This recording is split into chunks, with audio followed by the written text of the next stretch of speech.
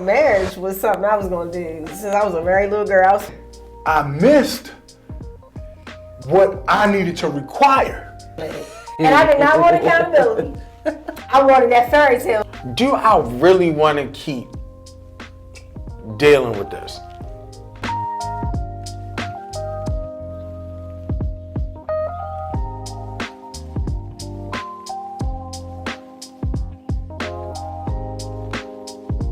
Marriage was something I was gonna do since I was a very little girl. I was planning my wedding young. I grew up. I'm getting married. Like, that's just what it is. But why you? It's because when I left your house that day, I was like, okay, this is my husband. So I claimed him well before we even was solidified. I don't even think we was exclusive or nothing. I was like, so it's funny because I would talk to my best friend, and I would listen to this gospel song before, and then I would talk to her, and it would all just confirm. But everything that I said, like everything, you think something, and everything that I thought, I never ever had to bring it up because he always brought it up. Oh, wow. So it was like, oh yeah, this is my husband. Yeah. And here we are. Strong compatibility. And it's still that way. Like, if I think it, I don't even have to say it. He brings it up. And then you get mad. Then I get mad. And I did not want accountability. I wanted that fairy tale. See, I wanted to be married at 5. That princess, peach type of shit. Yeah. I didn't want no accountability. I wanted the mansion, the money, the fortune, the ring. That's what I wanted. Lord, I got more than, more than I bargained for, but I'm here.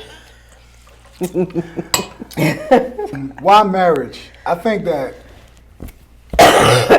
so I decided and I realized that I was a person that had something that needed to be shared with somebody.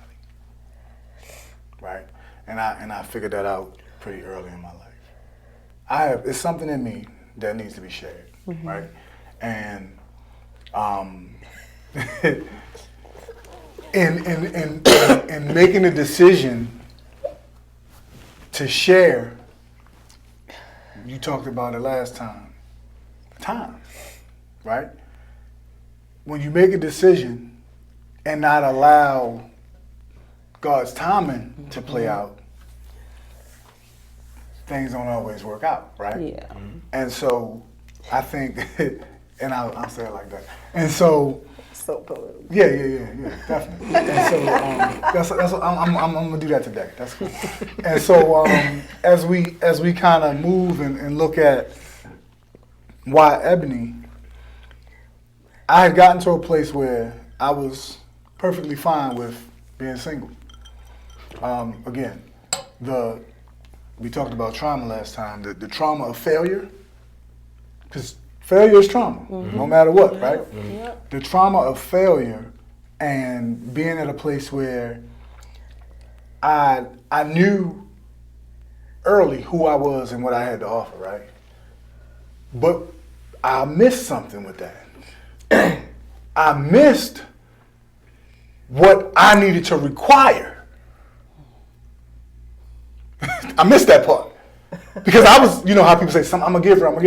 I focused on being who I needed to be, right. and projecting that and giving that, but I forgot about me. You know what I mean? Yeah. And so I got to a point where I said, no, nigga, you matter too, right? And so getting to a place where I said, you matter, my tolerance was 0. And so when I realized, like, I know what I have to offer. I know who I am. I know what somebody's going to get if they have me. Now, I had a period of time where I was able to find out what that person would have to be, right? And I made up in my mind, like, if it ain't this, it ain't happening. And literally, this was May, when that confirmation came to me. I met her in August. And again, who I am to the core, parent, kids, investing in the kids. Y'all talked about it earlier, how we run around with the kids, doing all this stuff. The conversation, our very first conversation was about that, kids and stuff. It was a general conversation with other people and stuff. and I was intrigued. You know what I mean? And He slid in my DM. definitely, yeah. Lil Gotti wasn't lying. It went down in the DM. But so, you know, when we started kind of talking, I was terrified. I was like, nah. You know, again, she told how we met. She used to work with my sister. And I was like, where I'm at right now, like I said, my tolerance is 0. I ain't really looking for nothing because I know where I'm at and I'm okay right here. You know what I mean? And there were some things that I wasn't looking for nothing either. there were some things about her. She wasn't looking for nothing, but she already told y'all what she was doing. She had it lined up. There were some things that transpired that it kind of scared me. And I was like, hold up. She's showing some characteristics that line up with What do you require? And there were periods I was like, nah, nope, let me fall back. I mean, what timeline was that though? I said Because it was literally. I mean, No, it's my time, if baby. anybody. Oh, okay. I'm sorry because you said it's my this time. time. When was this time? We didn't take the time. now again, this is all literally. Oh, this is all in a matter of we met in August, and we kicked it, dated, whatever you want to call it, under the radar for a few months. Yeah. The time when people knew that we were together, she had moved in. That's when people found out that we were together. Like, it was like New Year's Eve, I was like, look, bring the kids, meet me here, we're going to go take the kids to the movies. We met up, took the kids to the movies, went to the house, had somebody come wash the cars, the kids played, we hung out. You know, I think they went to church, we went to church, and then I like, hey, look, we're going to start, I want you to start this fast with me. And we started a fast. They came back over for the weekend and never went back home. And so she said, you don't just become a wife. I saw things in her that let me know that she was a wife and then that she was my wife. You know what I mean? Even down to how we ended up, you mentioned it too about, you know, when you guys got married, who needed to be there. Like, we planned on, you know, doing a destination wedding. But our test and our battle was different. But we had some tests as well. Whereas we started off our relationship with drama, you know, with, you know, stuff. You know, I was in a custody battle, all that kind of stuff. And so we ended up getting married. I'm sorry, we got engaged school shopping with the kids. That was the weirdest shit. So we drove up to Lancaster to the outlets, school shopping with the kids. They got a Jared there. So we walked around like, let's go in. I ain't even know what was going on in my brain. You know, we went in there and we sitting there like, you like anything you see right there? This is the conversation. And then, you know, Some lady had the ring on her finger. I was like, I like that ring, but I want it big. and so we in there, and as she looking, and I told the dude, I said, gave her my stuff, like, yeah, go run my stuff. See what they was like, we good, we got it? And it was like, it was almost like, Wow. it was almost like it didn't need to be said. Yeah, it was really intriguing. It was weird. But I think it was poetic because That's nice. you know, we the way that we were operating, right? Early day one, everybody knew, from my perspective, yeah, this is her. The buck stops here, and vice versa. And a lot of people struggle with it, but what I realized early, like I said, I haven't had a person to be as loyal to me that I know when I'm walking and their arrows being shot, she got the shield. She like boom, boom, boom, boom. No, y'all ain't gonna. You know what I mean? Yeah. So I can go blind knowing she got my back before she became my wife, and so it's easy. You've said a couple things that literally triggered me mentally, right? I think one of the greatest testaments of your story, of both of your stories, is that it is so easy for us as human beings to have our own measure of expectation of preparation, right? And what I mean by that is, you've said it several times, most people would not be able to unfold your story and it make perfect sense to them, right? But this just goes to show you how, as humans, we have the proclivity to overthink things so much so that sometimes we will posture ourselves to work ourselves out of something that we're really supposed to embrace We'll work and be ourselves in, into right? it too. And we that can we're do that supposed to too, right? have. Yeah. But the powerful part of your story that really stands out to me is that throughout the time that you were really at a place of, I don't have to do this. I'm good with me, right? I'm already dealing with stuff currently that has my mind to a point where I question whether or not this is even something that I deserve, right? But you said that you knew that you had something inside of you that needed to be shared with someone else, right? Here's the powerful point that I take from your story, is that even when you didn't think that you were qualified and you didn't want to be qualified to move forward, you had already fulfilled the prerequisites to be open and vulnerable. That's real. For the right person to come along and for you to be able to have no choice but to embrace, because time after time you were getting confirmation that technically you didn't even really want. Yeah, I didn't. And you said something else in your conversation that I thought about. So, Coach Mental Health was started officially in June of 13, right before we met. And 2015, she kind of started handling and managing stuff, appointments and stuff like that. And of course, the growth and things like that would not have happened, right? And there were some things that I recognized that I didn't even, that were in me, that I wouldn't even speak in my previous relationship, right? Because, again, I don't know if you're gonna block an arrow. You might actually poke me with an arrow.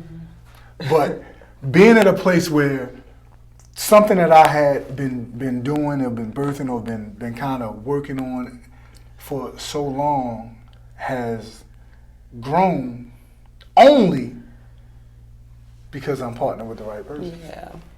Yeah. That's it. Yeah. And then it goes back to what you said, right? Like, since you had been young, you knew you were going to get married, right? You had everything planned out in your mind. But the power of the why that we started the conversation off with is that even you knew this is what I'm supposed to be, but I don't even necessarily know how it's going to come to fruition. But because of your why and your experience, you knew I don't have to wait for a traditional setting to ask this woman to be my wife. She already doing I'm it. just going to do what I need to do. But but that is something though. It sounds good, right? I mean, in theory, we made it work. But that's something I struggle with. Because I am a second wife. So I'm like, oh, so I just get a little afterthought. I mean, when you look at it, you're happy in the moment. You're all of the things, you know, you want the man. I knew I wanted to be a wife. I mean, I love the man, but it's like, well, where's like all the crap that you've done? You know, I know stories. I mean, I was his sister's friend. So why don't I get all of that? Like, so it was like a bitterness for me that I'm getting the afterness after you've done all of these things. It didn't work, so now you feel like that it's not required, and it took some real, you know. So you've only been married once. I'm first marriage. First marriage, right? so this is the thing. Huh? Only marriage. So First marriage. So this is the thing. I believe in marriage. Right. This is the thing. To me, the powerful thing behind even what you're saying right now is that look at what you didn't have to go through. For as what? Because he already went through some stuff. You got more of a polished product because of experience, right? She's talking more I'm talking about the planning, the actual get on one knee, the wedding. She's talking about the process. So it was my first marriage, so this is all foreign to me, right? It's his second, so he understood and he's done them things the first time and realized those things don't matter. But I never experienced those things. I ain't get that one, I really don't care what you did. I'm just saying. But she had a wedding. Tacky wedding, but a wedding. But here's the shit. But this is the thing, right? But this is the thing. You know I gotta say that. I know what you're saying. And not to even sound deep, but we know that God is the redeemer of time. Oh yeah. At the end of the day, Oh yeah. that's still something that you can still experience at a later date that you'll have much more of an appreciation for. Well, I can't experience it because we're married. That so you cannot go on my knee now and propose because that would not be But this is the valid. thing though, right? That would be pointless, but I'm just saying. But this is the thing. And I don't want to wedding. And so I'm glad we're talking about this because, bro, this lines up with something I was gonna say a little earlier, but I didn't. Not you, baby. Okay. But oftentimes we're talking about marriage as a piece of paper. Oftentimes, people are more concerned about having a great wedding instead of having a great marriage. Yep. Not you. Because you deserve. I mean, no. I don't know because I haven't lived that life, so I don't know. And so for me, and I guess in line with what she's saying. But I knew. I'm sorry, but I knew that those things weren't going to be a deterrent of not moving forward. Even again, we said it. The sacrifice started day one for me. Yeah. I mean, I wasn't going to not move forward because you didn't get down on one knee or give me a wedding. But why do we get on one knee?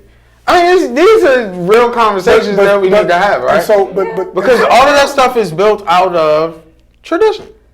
At the end of the day, right?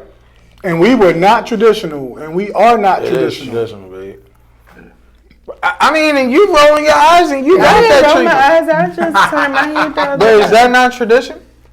I guess it is. Oh, okay. But again, and I guess I think for us, and again, we were planning, but again, part of that is because we were doing a destination and we had some issues and barriers with getting the kids to be able to. We were too. To go away, and we had some stuff that caused us to change how we did it. Right? And so again, if a force from the outside, which and if the person that you went through this process with is a barrier to us doing it the way that we want to do it, then obviously that's not gonna feel good, right? Yeah, no question. If for what? Say that again.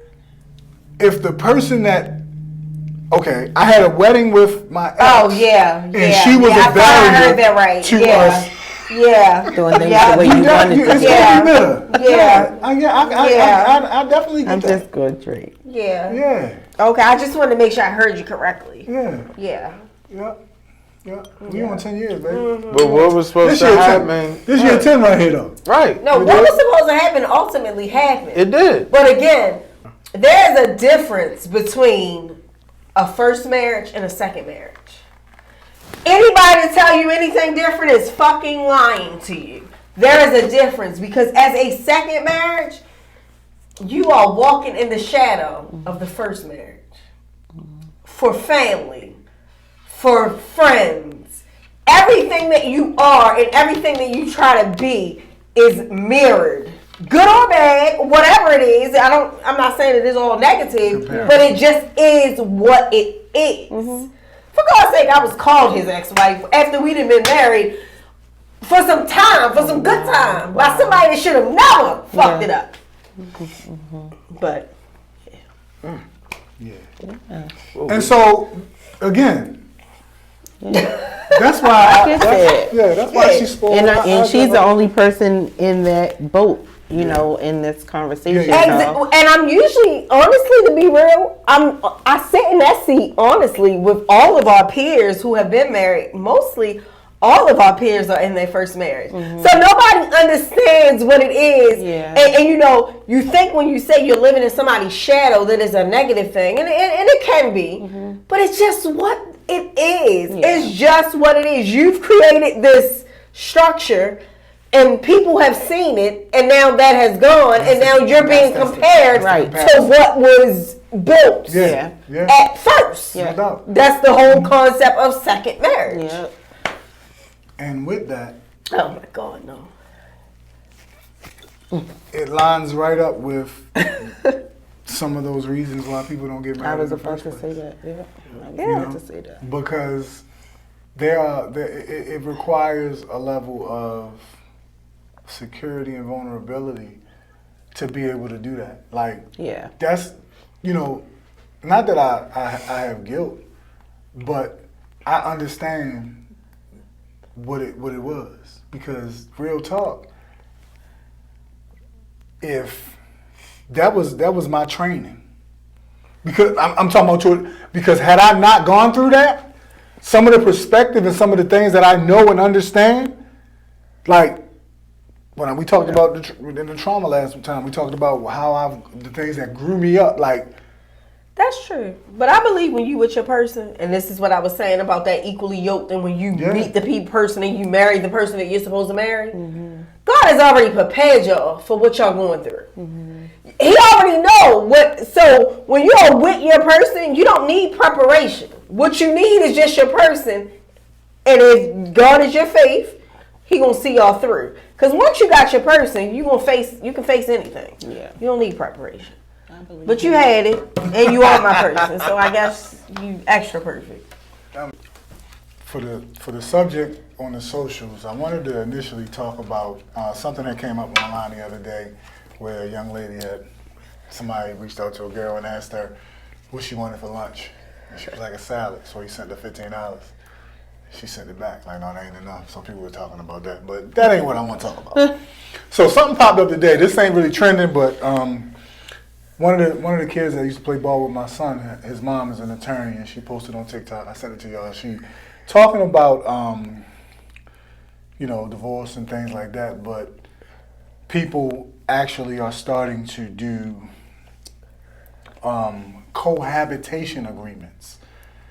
And so, you know, like some people get married, they get prenuptial agreements, and so a cohabitation agreement, that's, you know, basically we ain't get married, but we have an agreement as people living together. What do y'all think about that? I think it's stupid. I was about to say I don't think. Yeah, and that's what he sent it to me. He's like, I was like, what do you want me to say? It's freaking stupid. I just think it's stupid. So it goes back to what you said earlier, right? Why are you more concerned about us having an agreement with living together, but I don't value as much as us being together? Well, basically, because I value the things. Because the cohabitation agreement will tell us how we're going to split the things. I ain't too interested if I lose you. Right. Real shit, that's what it says. I like that. That's a good one. I'm not interested if I lose you. I'm trying to protect my things. Right. Duh, you dumbass. If you sign some shit like that, I'm sorry, you're fucking foolish. That's just how I feel. Yeah. Because you can just be by yourself and keep your own thing. Well, that's what I said to him. I said, so you're going to sign a cohabitation agreement because you want to make sure you keep your things. Y'all ain't married. Just keep your things separate. Exactly. Just, Right. what are we talking about? If you buy a house and both of y'all names in the house, you're going to sell it and y'all both going to benefit from the profit. If you're renting, you break up after the rent lease is up. Like, I don't really understand what that means. Well, I look at it a couple Maybe we should have bought the attorney on here to tell us exactly. Because maybe it's like deep, you know? Maybe it's like real deep. No, I don't think it's really deep. I don't. It's for the people who settle. I don't think it's really deep at all. I think it comes down to personal preference and how people prioritize their personal preferences at the end of the day. Because, I mean, to me, the outlining question then at that point is, what are you living together for in the first place? For these things. You said it, though. I was about to say that, something you said. You know, the comfort, the convenience, the companionship, wanting to be with somebody, not wanting to be alone. Well, and then here's the thing. Here's the reality, too. We talked about this earlier. If you're with somebody, right, I don't care. There is no preparation for the separation. What I mean, you're breaking up. It's over. It's a failure. You know, what are you really prepared for? Like that, I don't even that prenup and all that. It's like if you sign up to think about the end, right? Inevitably, in my mind, that's just how my mind works. The end is coming. And so that takes me to the whole idea of marriage is just a piece of paper. I'm going back. We was going to the socials, but think about it like this, right? Oh my God. The covenant, the contract, the business. When you marry somebody, for people to sign a legally binding marriage license, right? You go file, you go to the court, you got to go down to the courthouse, right? Again, we're talking about business. People go file their businesses, right? You sit down and we sign that thing and somebody else, a witness, signs it. What happens with other types of business contracts? Same thing, right? But there are people who don't value business contracts. How much do they value their marriage contract? So the legally binding component of the marriage, to some people, it's just a piece of paper. Yeah. Even people who are married, it's just a piece of paper. Because if a person doesn't value it, they'll sign a contract and renege on it. They'll get married and go against the vows that they made with their partner, right? So essentially, personal preference, like you said. But at the end of the day, when you live in a world where we are motivated and driven so much so by what's going on externally, how do you value something that is so personal and intimate between two people? Yeah. Where does your foundational purpose come from? Boom. But okay, let's consider this for all argument's sake. We're not gonna stay young, right?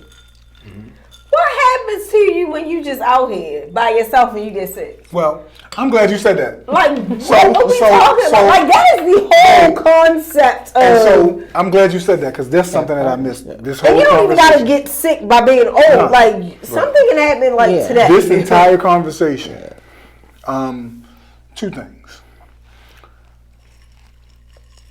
Being, you know, in the previous relationship, I was at a place, you talked about sleeping in other rooms and stuff.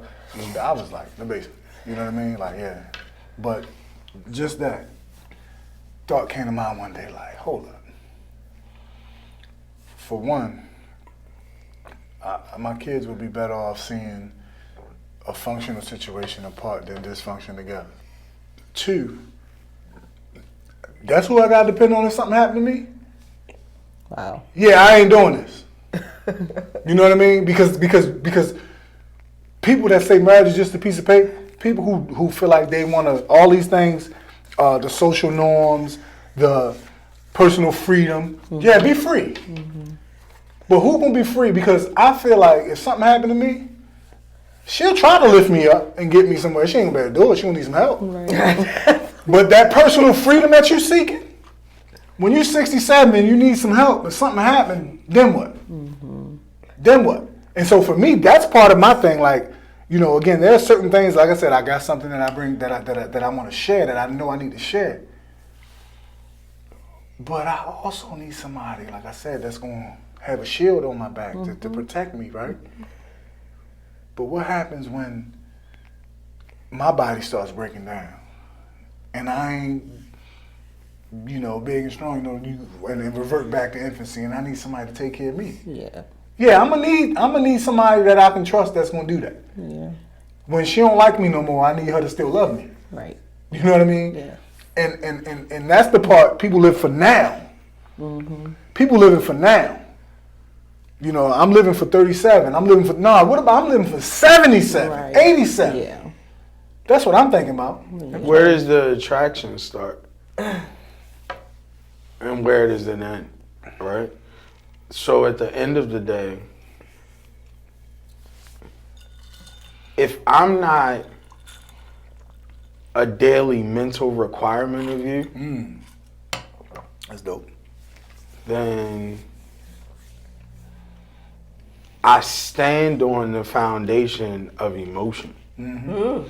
Well, and that was part of my process with her. And if I stand on the foundation of solely emotion and not as a mental requirement, that means at any given day, my emotion can change, which changes my approach of how I handle you. Mm-hmm. But if I'm mentally required by you every day, then it's become a fabric of my being. Mm-hmm. I can't move on in the capacity that would keep me in a place of ultimately being happy if I don't have the mental stimulation of you on a daily basis. And you know, and so for me, right, that's deep because, again, like I said, we met, didn't want anything. But as a single person, you know, dating and things like that, like when we started actually talking, we hung out, I'm leaving practice with the kids, or my days when I didn't have my kids, I'm on my way home, and you know, you date, you're like, I'm gonna call her. The next day, like, I'm gonna call her. I'm not talking to nobody. I'm gonna call her. And so that part, but also you talked about the mental piece, right, versus the emotion. I had to tell myself, like, yeah, she's beautiful, yo, she fine. Yeah, forget about that. Let's take the look. Let's take all that out. Let's think about her, right? And so really looking at the core. Oh my God, this guy's crazy. Let's look at who she is, right? Let's not focus. You know what I mean? Being able to say, okay, again, yeah, she fine, but is she gonna be fine wiping my behind if I'm old and I need that? Mm-hmm. Oh, she is. Okay, she'll keep. Mm-hmm. Like, you know, so you know we gonna have to get your nerves. There's no way I can lift you up to wipe your ass. Like, let's be real. You made me think of something. I love her honesty. You made me think of something, and I'm ready to get a male nurse. Yeah, you would. You dumb would. Oh my God.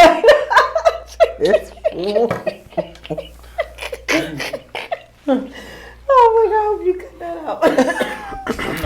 You made me think about something that I think this is a good point of being transparent.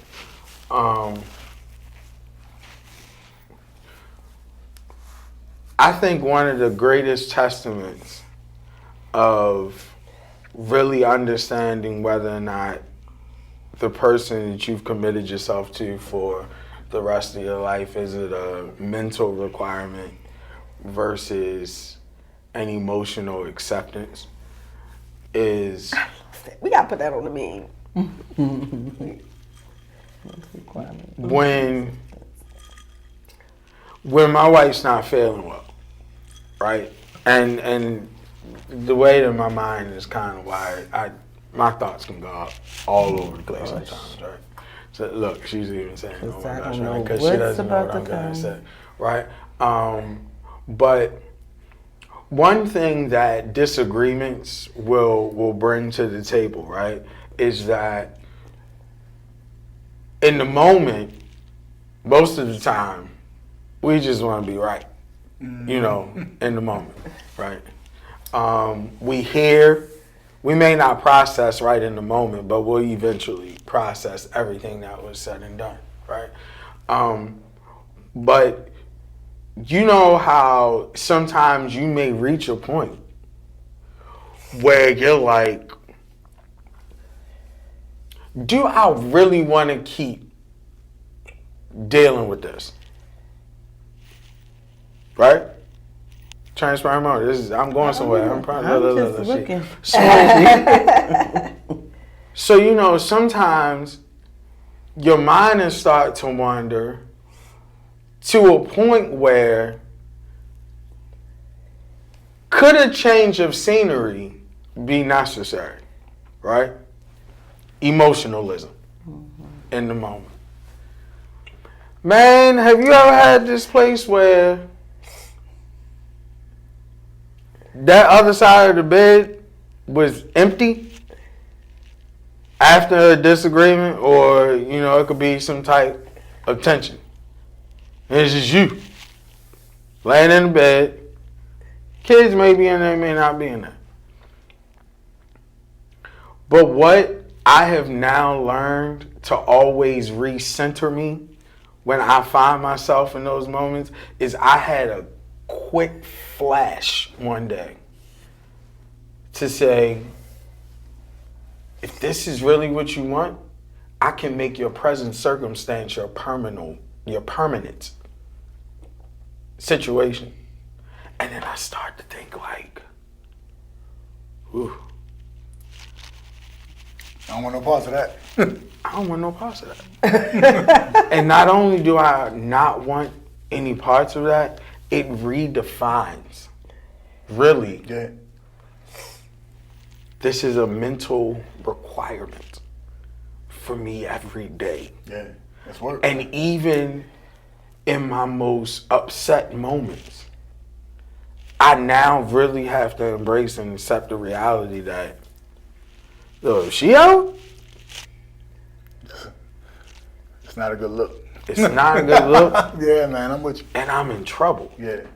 Yeah. And the reason why I discovered that I would be in trouble is because I don't even want to have to do this all over again. It's too much.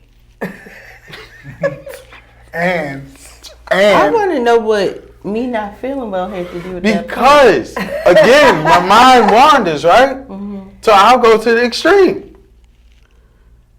So what if you feeling well ends up you not being here anymore? yeah. Oh, And I thought, what you mean. babe, Okay. and so, and So I I'll say was this, like, what? because she been sick, right? And I was like, yo, you need to go get checked out. Cause again, I'm like, you got asthma, you allergic to everything. You know what I mean? Like you struggling to breathe, like, babe, yeah. Cause again, I'm gonna tell you right now, yeah, you gotta be here. Yeah. you know what I mean? You gotta be here. Yeah, you gonna sit me down and somebody gonna come to you and say, I'm here if you need me, Ebony. Right? Somebody try to get you because I'm dead. Right. And yeah, that's fine. I'm gone. You can get a check, insurance, all that. But you got to be here. You gonna have to deal with me being gone. I ain't gonna be able to do it. And this is what I think is so genuine about our fresh bond, right? It's like we've all been through a lot and we've all experienced a lot. Hell yeah. But I think the beauty of relationship and the beauty of marriage Yeah, man. is when you know you got your good thing, man, you willing to go through whatever it takes. Yeah. You know, and takes whatever a the lot. journey, But it the does. reality of It does. life, though, we are going to continuously go through. Yeah. Right? Yep. What I mean, whether you're single, dating, whatever you proclaim, long-term relationship, you're going through something with somebody every day. Right. Why not solidify your person, and that be your person, and we already know what we do. We battling. This is what it. Because the shit ain't easy. Right, but it goes to your question, right? Some people do think, again, when they get that paper, they lose their freedom. And it's not that. It's not good at all. It's just to validate that now we've become one. We can share at the end of the stuff, day, though, right? let's be real. I mean, for a person who's been single for a long time, well, not quite long, because I wasn't single that long, but you lose your freedom in singleness. Because now you are hell-bent on dating, finding your person, going out, doing the things, Working. making yourself presentable to see. If Yeah. you're a male and traditionally the male pays, so now I got to make sure my career is good, my finances are good. Either way you look at it, you're working at something. It's just about perspective. Being single is freaking hard. You can take kids out of it. Just being single, the dating, the cool, like to have to do all that shit over and over and over again until you find your person. Yeah. Hell no. Right. I don't want to do that shit ever again. Ever. Ever. And I believe in marriage though, but I'm just saying. Yeah. Yeah, when I die, you can go ahead. I know. You good? Y'all too. Good night. So look, man, this is a great conversation. Yeah, I don't really have a whole lot to close, man. We rocked out tonight, and so we gonna be back at it again. You know, I'm calling y'all. I'm gonna let y'all. The calendar is open, so y'all available. Y'all already know what it is. It's wide open, man. So we appreciate you guys. Look, keep rocking with us, man. Date night with Coach. See you at date night. See you at date night.